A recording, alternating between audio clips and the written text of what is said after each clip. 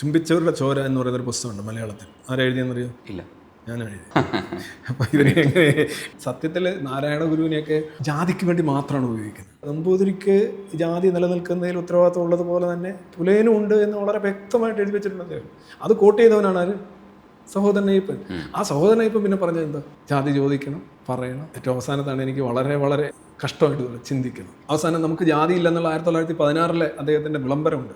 നമുക്ക് ജാതി ഇല്ല എന്ന് പറഞ്ഞ ആളെ ജാതി അങ്ങനെയൊന്നും പോകുന്നില്ല. ജാതി ഇല്ലെന്ന് പറയുന്നെങ്കിൽ അതിൻ്റെ അർത്ഥം അതൊരു വേറൊരു ജാതിയാണ്, അതൊരു പ്രിവിലേജാണ്.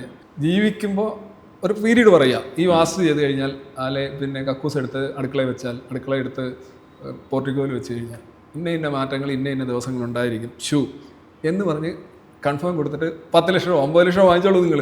പക്ഷേ സമയത്തിനുള്ളിൽ മാറ്റം ഉണ്ടായിരിക്കും. പക്ഷെ നമ്മൾ ഈ പട്ടിയാക്കിയത് നമ്മളൂടെ ചേർന്നിട്ടാണ്.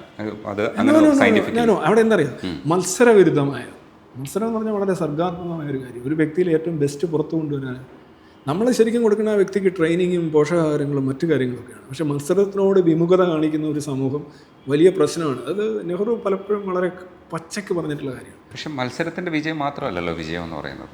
ഓടിയവരെല്ലാം നമുക്ക് വേണ്ട ആൾക്കാരല്ലേ.